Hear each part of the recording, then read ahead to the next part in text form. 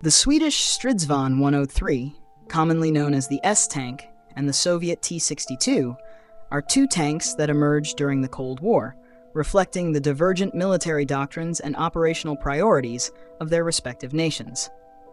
By comparing these two vehicles, we gain insight into the ways geography, strategy, and technology shaped armored warfare in the mid-20th century. The S-tank and the T-62 represent two fundamentally different approaches to tank design, and a hypothetical confrontation between them highlights the strengths and limitations of each. The Stridsvagn 103, designed in Sweden, is a unique turretless tank that prioritizes defensive capabilities and survivability over mobility and offensive versatility. Sweden's non-aligned stance and defensive military doctrine during the Cold War heavily influenced the S-tank's design. With its low profile, hydropneumatic suspension for precise gun elevation and depression, and advanced armor protection for its time, the S-tank was ideally suited for the defensive operations envisioned by Swedish strategists. It was designed to exploit Sweden's rugged, forested terrain and to engage enemy forces from prepared positions. Its lack of a turret meant a smaller silhouette and fewer mechanical vulnerabilities, but this design choice also limited its flexibility in mobile engagements. The S-tank's fixed gun required the entire vehicle to traverse to aim horizontally, making it less effective in fluid, dynamic combat scenarios. In contrast, the Soviet T-62 reflects the USSR's emphasis on mass production, mobility, and offensive operations. As an evolution of the earlier T-55, the T-62 introduced the world's first 115mm smoothbore gun, designed to penetrate contemporary NATO tank armor. It featured a fully traversable turret, a relatively low profile for a turreted tank, and robust armor for its era. The T-62's design philosophy was rooted in the Soviet Union's doctrine of armored thrusts and deep operations, prioritizing the ability to advance rapidly, engage enemy armor effectively, and exploit breakthroughs. However, the T-62 suffered from some ergonomic and technical shortcomings, such as limited gun depression and a cramped interior, which could impact crew performance in prolonged engagements. Combat history further highlights the operational contexts in which these tanks were employed. The Stridsvagn 103 never saw active combat, as Sweden maintained its neutrality and avoided direct involvement in conflicts during the Cold War. However, the S-tank was extensively tested in various exercises and NATO trials, where it demonstrated impressive defensive capabilities.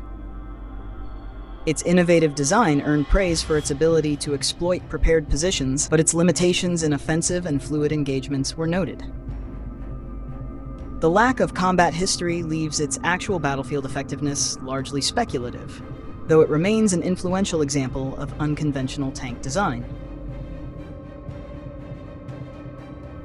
The T-62, by contrast, has a significant combat history, having been deployed in numerous conflicts worldwide.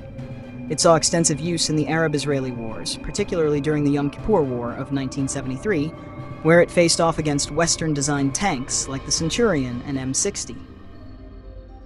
While its 150mm gun proved capable of threatening these adversaries, the T-62's limitations in crew ergonomics and gun depression were exposed in the hilly terrain of the Golan Heights.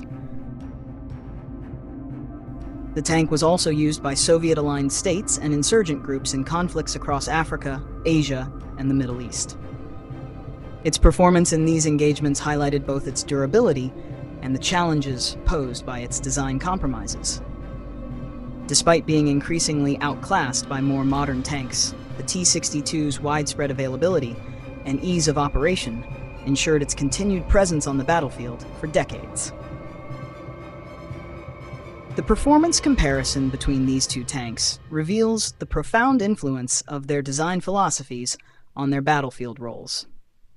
The Stridsvagn 103's turretless design and reliance on defensive positioning made it exceptionally difficult to detect and target in well-prepared static defenses. Its ability to utilize Sweden's rugged terrain further amplified its ambush potential, allowing it to engage enemy armor with minimal exposure. However, this specialized role limited its adaptability in dynamic or fast-moving operations.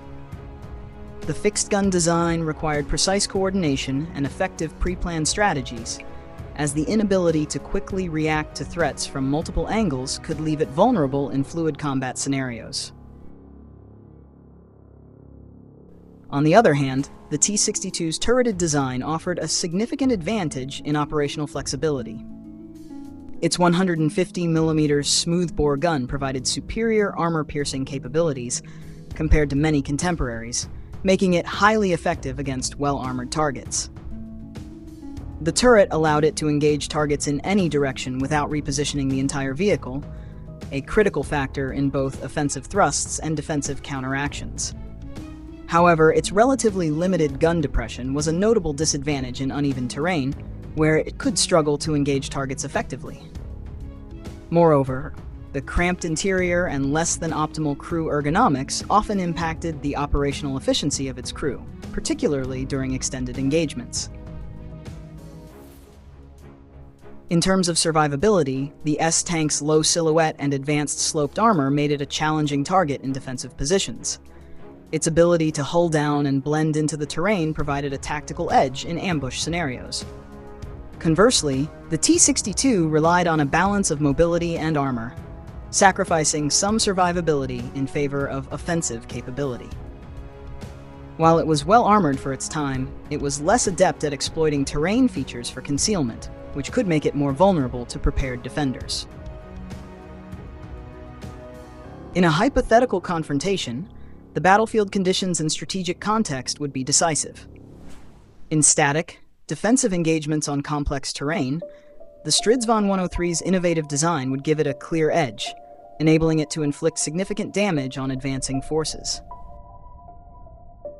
Conversely, in open or fluid engagements requiring rapid maneuvers and target acquisition, the T-62's turreted design and mobility would likely prove superior.